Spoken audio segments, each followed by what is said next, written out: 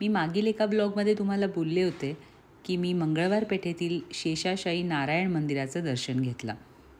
खूपदा या मंदिराबद्दल ऐकलं होतं आणि शेवटी योग जुळून आला.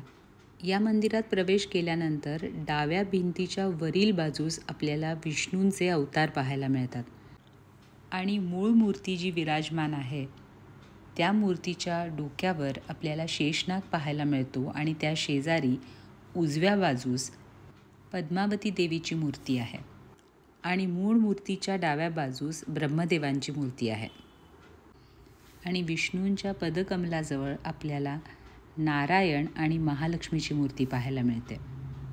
कोल्हापूरमध्ये शेषाशायी विष्णूंची अशी 2 मंदिरे आहेत, त्यापैकी एक हे मंदिर. मी या मंदिरामध्ये प्रथमच दर्शन घेतलं आणि मला हे मंदिर खूप भावलं. तुम्ही या मंदिराचं दर्शन घेतलंय का आणि हा व्हिडिओ कुठून बघताय हे नक्की सांगा.